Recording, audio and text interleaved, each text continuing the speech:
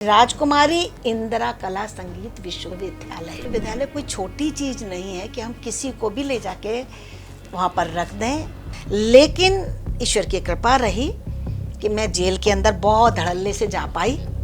मध्य प्रदेश में बीजेपी की सरकार, आज जब आप खैरागढ़ में आई हैं तो छत्तीसगढ़ में बीजेपी की सरकार, तो फिर एबीवीपी जो कि छात्र इकाई है बीजेपी की, वो वहाँ भी आपका विरोध कर रही थी, वो यहाँ भी आपका विरोध कर रही है कि हम प्रधानमंत्री जी से मिलना चाहते हैं जी। और हमारा मतलब उसी दिन का हमारा हो गया, उनके साथ में अपॉइंटमेंट फिक्स हो गया। आरोप थे ही नहीं, उनमें कोई तथ्य ही नहीं। हाँ। 2 सहायक प्रोफेसरों पर किसी छात्रा के साथ यौन शोषण के आरोप लगे, भारत माता की तस्वीर हटाने का आदेश दिया। क्या सच्चाई है? एग्जैक्टली वो महल है जो महाराजा ने दान दिया हुआ है मिलने के लिए। अभी जैसे योगी जी से भी मुलाकात हुई, लेकिन ईश्वर की कृपा रही कि मैं जेल के अंदर बहुत धड़ल्ले से जा पाई। मेरा प्रोफाइल ही बोलता है, खाली मेरा प्रोफाइल बोलता है। गया और मैं जाके उनके निवास पे मिल के आई। पता है, अफसोस एक बात का रह गया कि फोटो नहीं खिंचवा पाई। प्रोफेसर लवली शर्मा शिक्षा और संगीत की दुनिया का वो जाना माना नाम, जिनके साथ ढेर सारी उपलब्धियां जुड़ी हुई हैं, लेकिन साथ ही जुड़े हुए कई विवादों के साई भी। प्रोफेसर लवली शर्मा इन दोनों एशिया की सबसे बड़ी संगीत यूनिवर्सिटी इंदिरा कला विश्वविद्यालय खैरागढ़ की वाइस चांसलर है। इनकी उपलब्धियों की बात करें तो ये देश की जानी मानी सितार वादक है। 50 रिसर्च पेपर और तकरीबन 12 किताबें इनकी अब तक प्रकाशित हो चुकी हैं। खैरागढ़ यूनिवर्सिटी से पहले ये ग्वालियर की राजा मानसिंह संगीत विश्वविद्यालय की कुलपति रह चुकी हैं। लेकिन आज हम सियासत में प्रोफेसर लवली शर्मा की बात क्यों कर रहे हैं, तो इसका जवाब है खैरागढ़ यूनिवर्सिटी। खैरागढ़ यूनिवर्सिटी में अक्सर कई तरह के विवाद देखने को मिले हैं, लेकिन प्रोफेसर लवली शर्मा के आने के बाद से यहाँ कई सारे ऐसे काम हुए हैं जिनके बारे में आपका जानना जरूरी है। खैरागढ़ यूनिवर्सिटी में प्रोफेसर लवली शर्मा के वाइस चांसलर बनने के बाद भी कुछ विवाद हुए। इनके ज्वाइनिंग के साथ ही कुछ ऐसी चीज़ें हुई जिसके बाद आज हम मजबूर हुए हैं सियासत में खैरागढ़ यूनिवर्सिटी में चल रहे तमाम घटनाक्रमों पर बात करने के लिए। क्योंकि जैसे ही प्रोफेसर लवली शर्मा ने खैरागढ़ यूनिवर्सिटी में वाइस चांसलर का चार्ज लिया, एबीवीपी ने इनके आने के साथ ही इनका विरोध करना शुरू कर दिया। वाइस चांसलर के रूप में ज्वाइन किए हुए एक दिन भी नहीं हुआ, लेकिन इसके बाद भी एबीवीपी ने इनका विरोध किया। लेकिन एबीवीपी ने इनका विरोध क्यों किया? प्रोफेसर लवली शर्मा की उपलब्धियों की भी बात की जाएगी और साथ में बात की जाएगी उन विवादों की भी, उन विरोध प्रदर्शनों की भी जिन्हें लेकर प्रोफेसर लवली शर्मा इन दिनों सुर्खियों में है। सबसे अहम बात, चाहे वो विवादों की हो या उपलब्धियों की हो, उन तमाम सवालों के जवाब देने के लिए खुद हमारे साथ मौजूद हैं प्रोफेसर लवली शर्मा। मैम, आपका बहुत स्वागत है, आपने कीमती वक्त हमारे दर्शकों के लिए निकाला। और सबसे पहले तो मैं आपको इस बात के लिए बधाई देना चाहूँगा कि आपने खुलकर हर सवालों के जवाब देने के लिए अपना मन बनाया है। चाहे वो विवाद हो, चाहे वो आपकी उपलब्धियाँ हों, आपके किए गए काम हो, उन सारी चीज़ों को लेकर आप बात करने के लिए, उनके जवाब देने के लिए दर्शकों के सामने आई हैं। और इतना साहस हर कोई नहीं दिखा पाता जो आपने दिखाया है। तो बहुत स्वागत आपका हमारे खास कार्यक्रम सियासत में। शुक्रिया। सबसे पहला सवाल मैं जो आपसे जानना चाहता हूँ कि खैरागढ़ यूनिवर्सिटी को लेकर इतने विवाद, इतने सारे विरोध, क्योंकि आपके आने से पहले भी यहाँ पे कई सारे की दिक्कतें थी, तो ऐसी क्या चीज़ें खैरागढ़ यूनिवर्सिटी में हुई हैं जिसकी वजह से खैरागढ़ यूनिवर्सिटी अपने अच्छे कामों से ज़्यादा इन चीज़ों के लिए जो है चर्चाओं में? कुछ पिछले वर्षों में जैसे कहना चाहिए कि अगर मुखिया जो है वो स्ट्रॉन्ग नहीं होगा, डिसीजन टेकिंग नहीं होगा, तो व्यवस्थाएं चरमराती हैं। और इस संबंध में मैं ये कहना चाहूँगी कि क्वालिफिकेशन बहुत इम्पॉर्टेंट टूल होता है किसी भी विश्वविद्यालय अथवा एडमिनिस्ट्रेटिव इसको रन करने के लिए। तो जब एक विश्वविद्यालय की बात होती है तो विश्वविद्यालय कोई छोटी चीज़ नहीं है कि हम किसी को भी ले जाके वहाँ पर रख दें और वो वहाँ पर चला लेगा जी।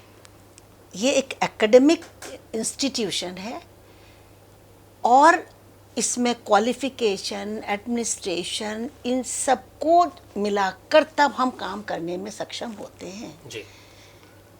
तो मैं अनफॉर्चुनेट ही कहूँगी कि मैडम चंद्राकर जी का जैसे हुआ, वो बहुत बड़ी कलाकार हैं, जी। पद्मश्री से सम्मानित हैं और हम उनकी बहुत इज्जत करते हैं, जी। लेकिन एक प्रशासनिक अनुभव जो है, एकेडमिक जो अनुभव है, जिसकी कमी होने के कारण विश्वविद्यालय में कुछ चीज़ें ठीक नहीं हुई जी। और जिसके कारण विश्वविद्यालय को ए ग्रेड से सी ग्रेड पर आना पड़ा। और जो कहना चाहिए कि सिनेरियो जो बहुत सुंदर हुआ करता था, विश्वविद्यालय का एक नाम हुआ करता था, उसकी जगह इस तरीके की जो बातें सारी भारत में और भारत के बाहर भी, जी। क्योंकि एक्चुअली ये विश्वविद्यालय केवल भारत में नहीं है, बिल्कुल सही बात है, ये जानी मानी नहीं अंतर्राष्ट्रीय लेवल पे इस तरह से है कि हमारे यहाँ बहुत सारे विश्व से विद्यार्थी आते हैं जी। और शिक्षा प्राप्त करते हैं। जी। तो जैसे जैसे कुछ खबरें इस तरीके की हुई, तो जिसके कारण बाहर से आने वाले विद्यार्थियों में भी कमी आई, देश से आने वालों में भी कमी आई और हमारे ग्रेड जो था वो भी नीचे आ गया। जी। तो थोड़ा सा मैं कहूँगी इसमें एडमिनिस्ट्रेशन जो था वो थोड़ा सा कमज़ोर पड़ गया। जी। एक चीज़ है कि वाइस चांसलरों की नियुक्ति को लेकर ऐसा माना जाता है, या ऐसी एक आम धारणा है कि ऐसी आम राय है कि प्रदेश में जिसकी सत्ता होती है, जिस पार्टी की सरकार होती है, जिस विचारधारा की सरकार होती है, अमूमन उस पार्टी या उस विचारधारा से प्रभावित या उससे जुड़े हुए लोगों को, या अमूमन जो विश्वविद्यालय उन्हें वाइस चांसलर बनाया जाता है। तो क्या इस धारणा में कोई दम है? और सबसे जो एक सिंपल सा सवाल है कि कोई वाइस चांसलर कैसे बनता है? कोई वाइस चांसलर कैसे बनता है? जी। इसकी एक बहुत बड़ी प्रक्रिया होती है कि जब आवेदन निकलते हैं, रिक्तियां होती हैं, उसके आवेदन निकलते हैं और उसमें 3 एक्सपर्ट होते हैं। एक महामहिम का जो नामित होते हैं, जो कि चेयरपर्सन होते हैं, उसके सिवा 2 और एक्सपर्ट होते हैं। एक होता है जो यूनिवर्सिटी की तरफ से होता है, एक शासन की तरफ से होते हैं। जी। इस तरह से 3 एक्सपर्ट होते हैं जिनकी कमेटी बनती है जी।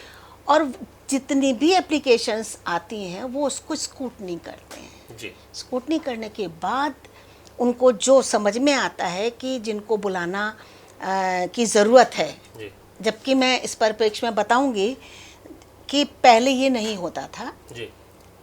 स्क्रूटनी हुई, उसमें जो 3 बेस्ट लगे कैंडिडेट, उनको सीनियरिटी वाइज जो है, मेरिट वाइज लिस्ट 3 नाम गवर्नर साहब के पास जाता था। उसमें से वो स्वतंत्र होते थे कि किसी एक के ऊपर टिक कर दिया और वो कुलपति बन जाते थे। जी। अभी थोड़ा सा इस वाले सिस्टम में चेंज आया है और इंटरेक्शन का एक प्रावधान और शुरू हुआ है। जी। और मैं समझती हूँ ये अच्छा भी है कि कम से कम रूबरू मिलते हैं कमेटी के मेंबर से, जो कैंडिडेट्स होते हैं, और उनसे वो वर्चुअली इंटरव्यू ही होता है, उसमें काफ़ी कुछ जान पाते हैं जो कि शायद जो वो अपना प्रोफाइल भेजते हैं उससे ना जान पाएँ। जी। तो ये होता है। जैसे मेरा पहली बार राजा मानसिंह तोमर में हुआ था। जी। तो मैंने तो खाली एप्लीकेशन डाली थी, मुझे नहीं पता था क्या होने वाला है। और तो तब तक आप बीजेपी से, नहीं आरएसएस से, बीजेपी की विचारधारा से कहीं तक नहीं जुड़ी हुई? नहीं, मैं आज भी केवल अपनी एकेडमिक्स, मेरी जो क्वालिफिकेशन है, मैं मतलब कहना चाहिए कि 80s की क्या 70s की throughout first divisional gold medallist. और जिस तरह से मैं पीएचडी, जिस समय मैंने पीएचडी करी तो रेयर पीएचडी म्यूज़िक में हुआ करते थे, बहुत रेयर। जी। तो जो जैसे मेरा अपॉइंटमेंट हुआ था दयालबाग यूनिवर्सिटी में, वो ऐसे हुआ था कि मांग के मुझे लिया गया। जी जी जी। तो मुझे बहुत खुशी है कि राजा मानसिंह तोमर में भी मुझे ऐसे ही हमारे महामहिम ने यानी कि इस बात में बहुत ज़्यादा कोई दम नहीं है कि आप किसी पार्टी विशेष की, किसी विचारधारा विशेष से जुड़े हो तो ही आपको किसी विश्वविद्यालय में कुलपति बनाया जाएगा। ऐसा मेरा तो व्यक्तिगत उपलब्धियां हैं, व्यक्तिगत योग्यता है, उसके आधार पर भी आपको वाइस चांसलर बनाया जाता है। इसका उदाहरण आप बहुत पक्का उदाहरण हूँ मैं, क्योंकि मैंने जिंदगी में केवल पढ़ाई करी है और साधना की है संगीत की, और वो ही करी है और कर रही हूँ और करती रहूँगी। जी।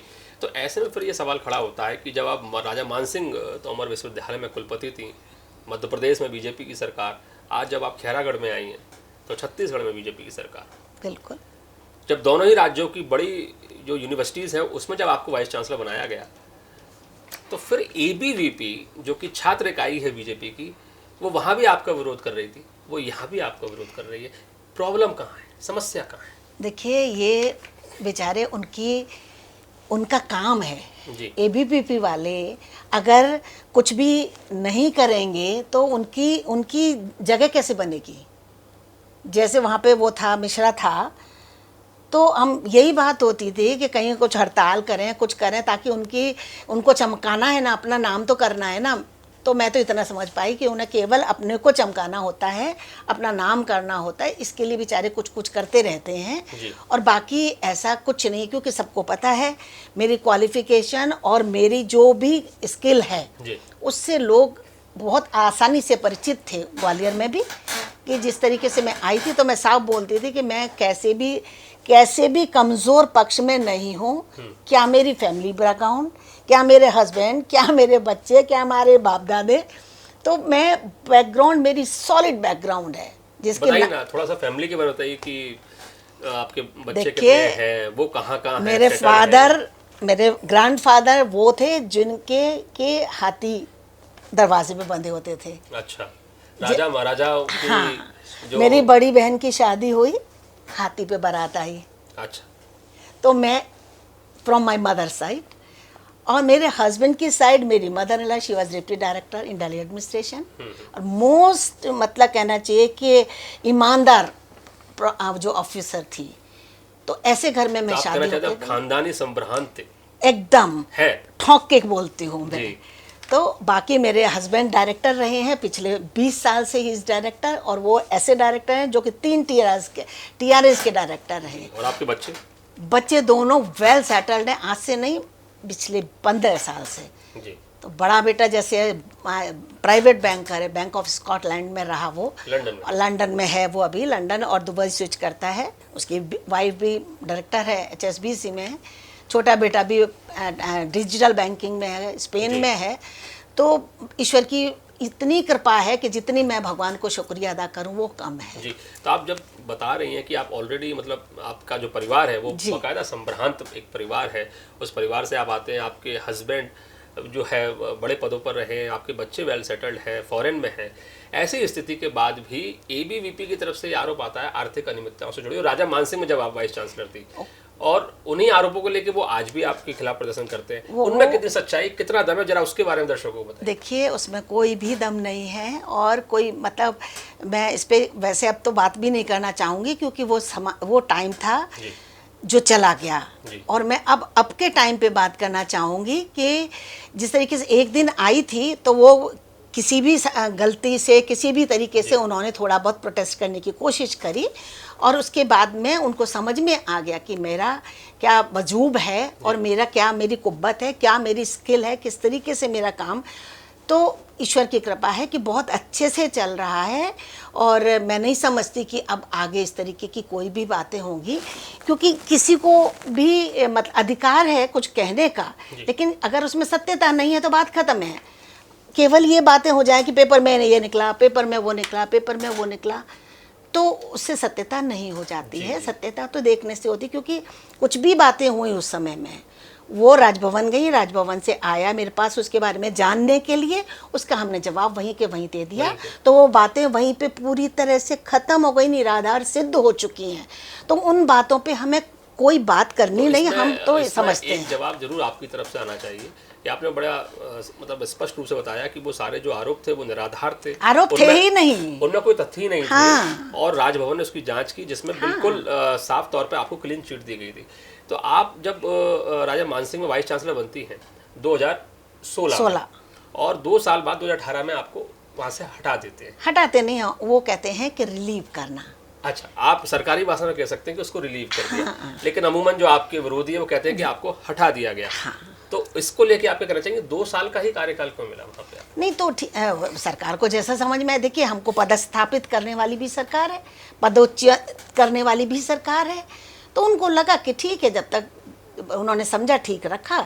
जब उन्होंने मुझे रिलीव कर दिया, मैं तो नौकरी में थी क्योंकि उस और समय बहुत अच्छी नौकरी में। दरअसल सिर्फ आर्थिक अनियमितता वाला मामला नहीं था, मैं शॉर्ट में बता देता हूँ। 2 तरह की चीज़ें थी कि आपने चहेतों को या परिजनों को वहाँ पे नौकरी पे रखा, जिसमें आपने बताया कि जांच हो गई और जांच में सारे आरोप झूठे और गलत साबित हो गए। एक बड़ा अहम वहाँ पे विवाद हुआ, वो था 2 सहायक प्रोफेसरों पर किसी छात्रा के साथ यौन शोषण के आरोप लगे, सेक्स स्कैंडल को लेके। वो मैंने पूरा पढ़ा था, कुछ भी नहीं था, एकदम झूठा था।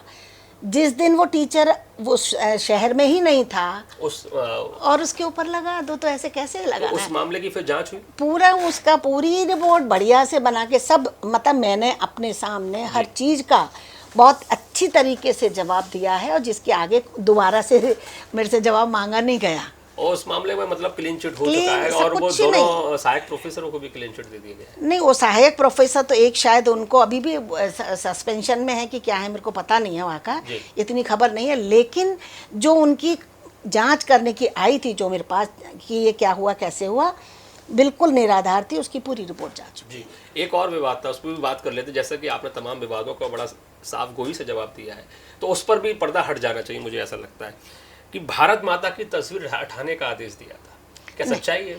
कुछ भी मैं बता रही हूँ ना कि ये तो एबीवीपी का आरोप है कि राजा मानसिंह में बतौर वाइस चांसलर भारत माता की तस्वीर हटाने का आदेश। तस्वीर हटाने का कोई मतलब ही नहीं है। विवाद क्या था वो भारत माता की तस्वीर? मेरे को इतना याद नहीं है, इतनी ये 10-9 साल पुरानी बात हो गई है ये, तो इतना मेरे को याद नहीं है। लेकिन ना तो कोई तस्वीर हटाई गई थी, लेकिन उनको कोई मुद्दा चाहिए था कि कुछ मुद्दा बनाए, तो अपनी केवल उनको अपनी मतलब स्टेटस को मेंटेन करना था कि हमने ये किया, दैट वाज ओनली देयर। जी, अब जब से आप खैरागढ़ आई हैं तो तकरीबन 9 अप्रैल को आपने ज्वाइन किया है। 13 अप्रैल को आपने ज्वाइन। हम विवादों को एक तरफ रख देते हैं कि आप आई और 2 दिन में ही आपका लोग विरोध करने लगे, एबीवीपी विरोध करने लगी, उन विवादों को साइड करते हैं। लेकिन तकरीबन 2 महीने अब आपको आए हुए यहाँ पे हो चुके हैं। इन 2 महीनों में खैरागढ़ यूनिवर्सिटीज़ में आपने वो कौन से बड़े काम किए हैं, या वो कौन सी नई चीज़ें आपने की जिसमें लगता है कि अभी ये काम करके जाएंगे तो फिर इस यूनिवर्सिटीज़ का जो इसका एक इतिहास रहा है, एक वजनदार इतिहास रहा है, उसको वापस हम इसको लौटा पाएंगे? यहाँ पर आने के साथ भी जैसे मेरा ग्वालियर में भी यही था कि मैं घंटा घंटा गिनती थी कि मैं कम से कम 10-12 घंटे तो काम करूँ ही, अगर 18 घंटे नहीं करूँ तो जी। और मैंने 18 घंटे वहाँ भी काम किया है, और ईश्वर की कृपा है सक्षम हूँ मैं, और आज भी 18 घंटे और 16 घंटे काम कर रही हूँ। जी। मतलब एक एक संकायों का निरीक्षण करके जी, कहाँ पर क्या कमी है, क्या आवश्यकता है, किस तरीके से उसको और इनरिच किया जा सकता है। इतना जो 4-5 साल में जो गैप हुआ, जो चीज़ें ठीक नहीं हुई, उनको कैसे किया जा सकता है, एक एक चीज़ के ऊपर मेरा मतलब स्टडी चल रही है और क्रियान्वयन भी चल रहा है। क्या खोजबीन की इन 2 महीनों में आपने विश्वविद्यालय के विकास के लिए? देखिए, विश्वविद्यालय के विकास के लिए अभी तो सबसे पहले तो था कि परीक्षाएं टाइम से हो जाएं, शांति से हो जाएं। तो सारी परीक्षाएं समय से यथा समय ख़त्म हो गई, छुट्टियां हो गई, बच्चे चले गए। हॉस्टल्स जैसे अब बच्चे गए तो उनके हॉस्टल खाली हुए हैं, तो सबके हॉस्टल रिपेयर हो रहे हैं, देखे जा रहे हैं कहाँ कोई कमी तो नहीं है। एक एक हॉस्टल, गर्ल्स हॉस्टल इंडियन है उनके, फिर ओवरसीज़ का है, ऐसी बॉयज़ का 2 हॉस्टल्स हैं, वो सारे का काम चल रहा है। प्लस बच्चों का किसी का पीएचडी का वाइवा रुका हुआ था, किसी टीचर के सस्पेंड हुए थे, किसी का मतलब जमा नहीं हो पा रहा, किसी का रजिस्टर, मतलब there was variety of problems थी जिनको कि मैंने बहुत कम समय में निकाला है। और बच्चे जिस तरीके से मुझे यहाँ के खुश दिखाई दे रहे हैं, वो मेरा दिल को बहुत खुशी है कि हाँ, मैंने बच्चों के चेहरे पे जो खुशी और मुस्कुराहट देखी है, वो मेरे लिए बहुत बड़ी उपलब्धि है। अब आप खैरागढ़ यूनिवर्सिटीज़ को और आगे ले जाने के लिए जो नया करने जा रहे हैं, जो आपने नए रोड मैप्स तैयार किए, नए प्लान तैयार किए, वो जो ब्लूप्रिंट्स हैं, जरा उनको भी बताइए। देखिए, हेरिटेज बिल्डिंग है, इतनी पुरानी बिल्डिंग है जो वहाँ के राजा महाराजाओं ने हमें दान स्वरूप दी है, तो उसको रिवाइव करना, उस बिल्डिंग को रिवाइव करना, और वहाँ की जो भी मतलब शैक्षणिक हमारी जो संकाय बने हुए हैं उनको सबको रिवाइव करने की ज़रूरत है, क्योंकि पुरानी बिल्डिंग्स हैं तो थोड़ी सी असुविधा वहाँ पर हमारे शिक्षकों को भी हो रही है क्लास लेने में और सब संचालन करने में। तो सब तरफ मेरी निगाह है और बहुत ही किफ़ायत से बराबर काम चल रहे हैं। जैसे हम महल है जहाँ मैं रहती हूँ, उसके फर्स्ट फ्लोर पे मैं रहती हूँ, ग्राउंड फ्लोर जो था वो पूरा ताला पड़ा हुआ। मतलब जी, सुपरमाइसिस का नाम है या वाकई में महल है? एग्जैक्टली वो महल है जो महाराजा ने दान दिया हुआ है। जी, जी। मेन बिल्डिंग जो आप उस है, इतिहास को भी बता सकती हैं कि कैसा इतिहास रहा है, कि किस तरह से खैरागढ़ यूनिवर्सिटी खैरागढ़ यूनिवर्सिटी तो रानी जो थी, राजकुमारी जो थी, नहीं रही, जी। इंदिरा उनका नाम था। उनके नाम पर ये डोनेट करी गई कि उनके नाम पर ही यूनिवर्सिटी का नाम हो।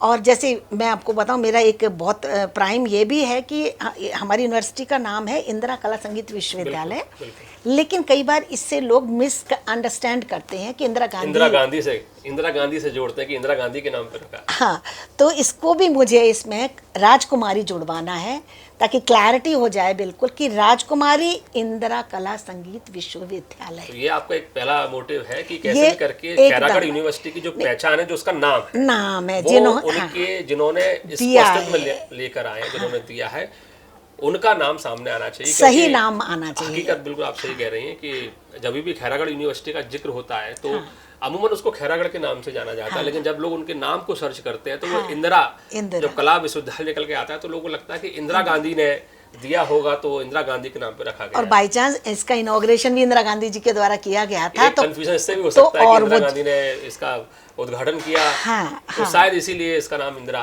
कला संगीत विश्वविद्यालय, जिन्होंने राजकुमारी हैं उनके प्रयासों से इसको, और राजकुमारी के कारण ये इसका हमें जुड़वाना है।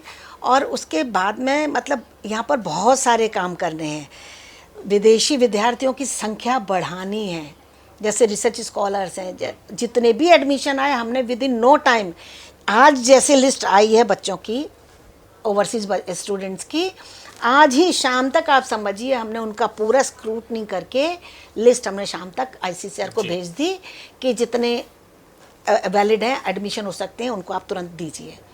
तो इसी तरीके से बहुत कम टाइम में तुरंत काम हो रहे हैं और बहुत अच्छे, मतलब स्टाफ भी हमारा काफ़ी बहुत अच्छा है जो कि पूरी हमें सहयोग दे रहा है जी। और जिस तरह हमने एक अभी कार्यशाला 10 दिन की अरेंज करी थी जिसमें महामहिम ने हम उसको इनॉग्रेशन किया, वो अपनी एक बहुत बड़ी पहल थी विश्वविद्यालय में। ऐसा कभी नहीं हुआ था कि ग्रीष्मकालीन इस तरीके का शिविर हो, और इतना आनंद रहा कि हम सोचे थे 30-40 भी विद्यार्थी आते तो हमारा अचीवमेंट है जी।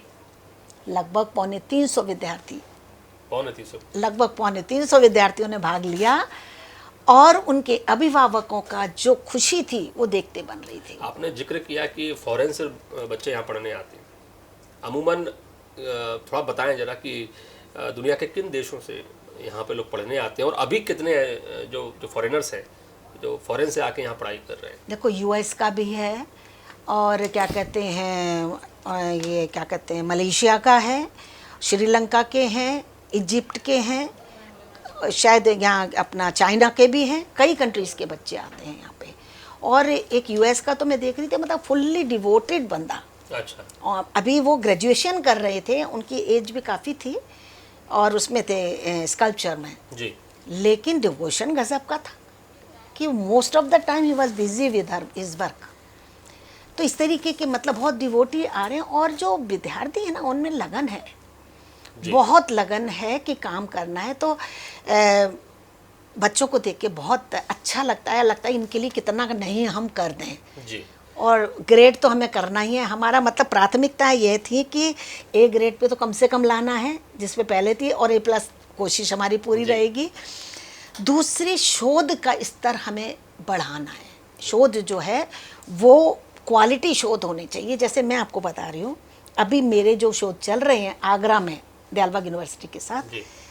एक विद्यार्थी जो है ऑटिज्म के बच्चों को ट्रीट कर रही है जी। एक विद्यार्थी गांव में जाकर गांव के बच्चों को म्यूज़िक सिखाकर उनकी बौद्धिक स्तर को इंक्रीज़ कर रही है। एक विद्यार्थी पेड़ पौधों पर संगीत का प्रभाव का अध्ययन कर रहा है।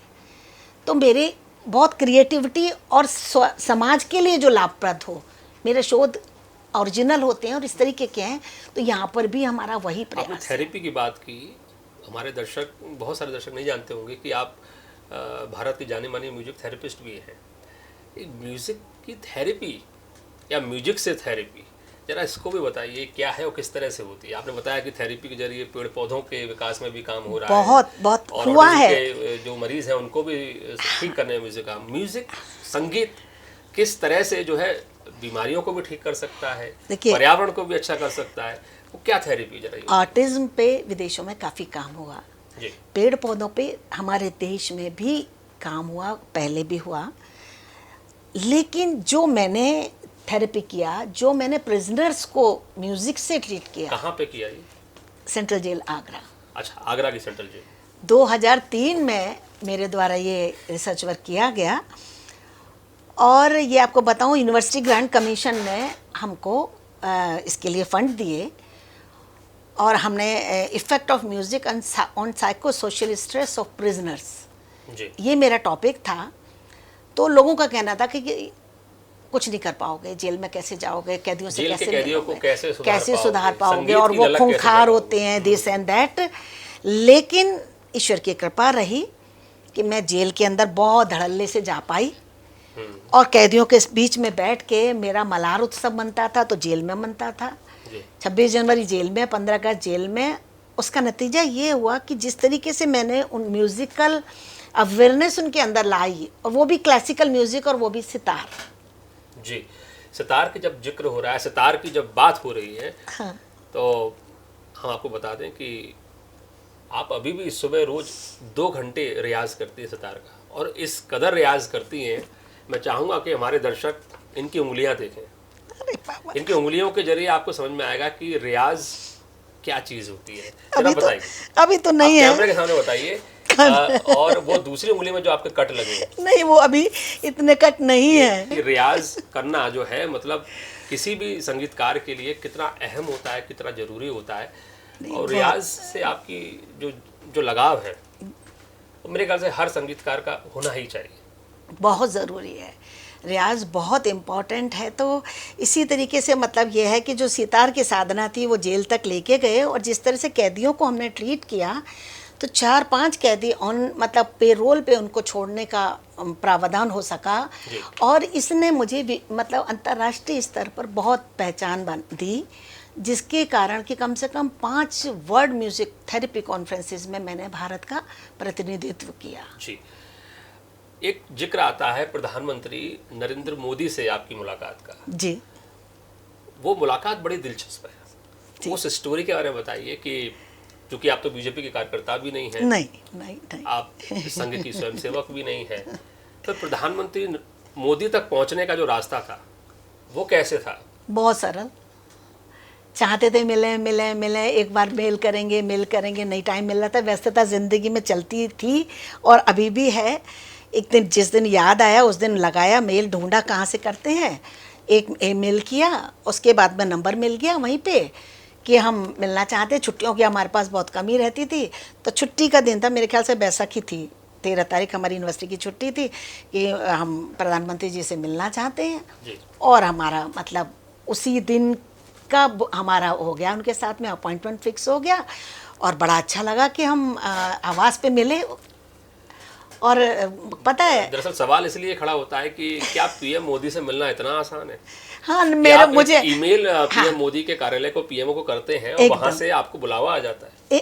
एक जो मैंने बोला कि ऐसे मैं मिलना चाहती हूँ और इस दिन मैं चाहती हूँ, बताओ, मैं तो बहुत खुशकिस्मत समझती हूँ कि मुझे उसी दिन का टाइम मिल गया और मैं जाके उनके निवास पे मिल के आई। पता है, अफसोस एक बात का रह गया कि फ़ोटो नहीं खिंचवा पाई। फोटो नहीं है आपका? जो मोदी जी से मिलने जाता जब है वो नहीं, फोटो जरूर खिंचवाते हैं। एक्चुअली क्या होता है कि खिंचता ही है, क्योंकि मैं बहुत गवर्नर से मेरी मुलाकात रही है, बहुत गवर्नर से, और जहाँ भी जाते हैं प्रोटोकॉल में उसमें होता ही है, फोटो खिंचता है। I was pretty sure.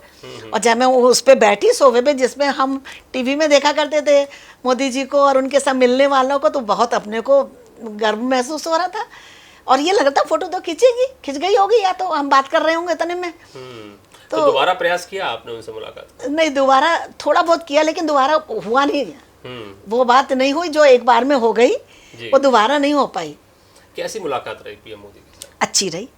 क्या मतलब मेरा क्या सवाल यही जवाब हुए, क्या बातचीत हुई? मेरा देखिए एक ही रहता है कि मैं ठोक के बोलती हूँ मोदी जी से। तब मैंने यही कहा था कि मेरा प्रोफाइल लेके गई थी मैं पूरा अपना। जी मैं कहा सर इसको देखिए, जितना मैंने काम इस उम्र में किया है, फर्स्ट टर्न का था जब जी बने थे। 2015 हाँ हाँ, तब 2015 में मिले थे आप? 15-16 में। 14 में वो प्रधानमंत्री बने, उसके 15 हाँ में। हाँ, वहीं कहीं मिली हूँ मैं जब पहली बार बने हैं, शुरू में ही मिली हूँ। कि इस एज में जो मेरा काम है ना, आप अगर मुझे दिखा देंगे किसी और जी। का तो मतलब हो नहीं सकता, ये मेरे शब्द थे। और उन्होंने भी जब देखा तो उन्होंने माना इस बात को कि हाँ बहुत काम है। जी इसके मतलब मेरा यही होता है, मैं प्रोफाइल दिखाना चाहती हूँ मिलने के लिए। अभी जैसे योगी जी से भी मुलाकात हुई, अच्छा। तो बहुत अच्छी मुलाकात हुई। और ऐसे ही मुलाकात हुई, सुन ले भाई, ऐसे ही मुलाकात हुई है कि मैं गई थी लखनऊ किसी काम से, जी और मुझे लगा कि मोदी योगी जी से नहीं मिलना हुआ मेरा, ये अच्छी बात नहीं है। और मैंने फ़ोन किया, तो जिस काम के लिए गई तो उसका टाइम बाद में था, पहले योगी जी से मिलना हुआ। जी जी जी। तो मुझे बहुत अच्छा लगा। और क्या बोले योगी आदित्यनाथ आपसे? बहुत ही कहना चाहिए कि गुणी व्यक्ति मैं कहूँगी योगी जी के लिए, कि संस्कृति जो है ना कि मतलब घुसी हुई है उनके अंदर। जिस तरीके से उन्होंने चर्चा करी काफ़ी देर मेरे साथ में, जी तो मुझे समझ में आया कि इनके अंदर कितनी मतलब कितना तो वो कर रहे हैं संस्कृति के लिए, कितना करना चाह रहे हैं। उन्होंने कितनी चीज़ें मुझे बताई म्यूज़िक के संबंध में, कि किस तरह से वहाँ पे गांव है यूपी में एक, जहाँ से कि म्यूजिशियन ही निकल रहे हैं। जी जी। जैसे बेहट में हम कहते हैं ना तानसेन का गांव, तानसेन का गाँव, बिल्कुल। तो इस तरीके से उन्होंने बहुत सारी चीज़ें बताई और बड़ा आश्वस्त करके मुझे बोला कि इसके लिए आपको कभी कोई भी सहयोग की ज़रूरत हो तो आप बेधड़क संपर्क करें। जी जी। तो ये बहुत तो बड़ी बात दिलचस्प थी। बात हो जाती है कि ना आप बीजेपी के कार्यकर्ता हैं, ना आप आरएसएस के स्वयंसेवक हैं। आपकी पहली ही बार में मुलाकात प्रधानमंत्री मोदी से हो जाती है, हाँ। यूपी के सीएम योगी आदित्यनाथ से हो जाती है। हाँ। तो एक बड़ा दिलचस्प सवाल यहाँ पर ये बनता है कि एक तरफ एबीवीपी आपसे बड़ी नाराज चलती है, विरोध करती है, लेकिन इसके बावजूद आप दो बार, मतलब पहले राजा मान सिंह और अब खैरागढ़ यूनिवर्सिटी में वाइस चांसलर बनती है। कैसे कन्विंस करते हैं आप? क्योंकि अमूमन राजभवन से नियुक्ति होती है, राज्यपालों द्वारा आपसे कोई सवाल जवाब किए जाते हैं विवादों को लेकर, इन सब चीजों नहीं को नहीं नहीं, मुझे कोई कन्विंस नहीं करना पड़ता। ईश्वर की इतनी कृपा है, मेरा प्रोफाइल ही बोलता है, खाली मेरा प्रोफाइल बोलता है। जी जी। क्योंकि मैं ये बताना चाहूँगी कि ग्वालियर का जब मेरे को हुआ था तो मुझे नहीं पता था, मैंने केवल एप्लीकेशन डाली थी, इसके बाद मैं भूल गई थी। बहुत काम करती हूँ इसलिए पीछे मुड़ के देखती नहीं। फ़ोन आया, एकदम झटका पड़ा मुझे जब फ़ोन आया राजभवन से कि क्या आप कुलपति का पद मतलब आएंगी, कुलपति पद को सुशोभित करेंगी करके। तो झटका पड़ा, मैंने कहा हाँ चिट्ठी भेजिए तो मैं करूँगी, क्यों नहीं करूँगी। और अपने कोहली साहब थे, गवर्नर साहब थे, और कोहली साहब का जो प्यार मिला, जो सहयोग मिला, मेरे पास शब्द नहीं हैं। और आज भी हमारे आदरणीय रामंडेका जी का ने जिस तरीके से मुझे पदासीन किया है, जिस तरीके से उनका सहयोग और एप्रिसिएशन मिल रहा है बराबर एकदम, वो उसके लिए मेरे पास शब्द नहीं है। जी। क्योंकि मैं एक ये ज़रूर कहूँगी कि ग्वालियर में जो मुझे तकलीफ़ मिली थी जी। उस तकलीफ़ को आदरणीय रामंडेका जी ने जिस तरीके से मरहम लगाया है ना, वो मेरे लिए बहुत ही गर्व की बात है और बहुत खुशी की बात है कि जिस तरीके से आज उन्होंने मुझे पदासीन किया, उसमें मैं कोई कसर नहीं छोड़ूंगी काम करने में और मेहनत करने में, और छत्तीसगढ़ और मेरे महामहिम का नाम इतना आगे तक ले जाऊंगी, वो वक्त आपको बताएगा। और हर दिन हर घंटे में काम कर रही हूँ विश्वविद्यालय में, जो कि काउंटेबल हैं जी, काउंटेबल हैं। आज वहाँ के लोग आश्चर्य करते हैं कि एक कुलपति 8-10 घंटे ऑफिस में कैसे बैठती है सकती है। तो प्रोफेसर लवली शर्मा, आपकी सबसे जो अच्छी बात है कि आप सारे सवालों के जवाब जो है बेबाकी से देती हैं और बिंदास तरीके से देती हैं। हमने कोशिश की कड़वे सवालों को आपसे पूछने की, लेकिन आप झिझकी नहीं और आपने खुलकर उन सारे कड़वे सवालों के जवाब दिए। लेकिन अब देखना होगा कि खैरागढ़ यूनिवर्सिटी जिसका अपना एक गौरवशाली इतिहास रहा है और लगातार जिस तरह से खैरागढ़ यूनिवर्सिटी विवादों में घिरी रही है, प्रोफेसर लवली शर्मा कैसे खैरागढ़ यूनिवर्सिटी को वापस उसके गौरवशाली इतिहास से जोड़ पाती हैं, क्या नए काम वो कर पाती हैं, ये आने वाला वक्त बताएगा और नज़र भी हमारी लगातार बनी रहेगी। प्रोफेसर लवली शर्मा, आपने वक्त दिया, अपने विचार हमारे दर्शकों के सामने रखे, बहुत शुक्रिया, बहुत धन्यवाद। तो सियासत में ये एपिसोड आपको कैसा लगा हमें कमेंट करके ज़रूर बताइएगा। आपके जो विचार हैं, आपकी जो राय है वो हमारे लिए बहुत मायने रखती है, इसलिए लगातार हमको जरूर कमेंट जरूर कीजिएगा, लाइक शेयर और सब्सक्राइब हमारे चैनल को करते रहिएगा। नमस्कार।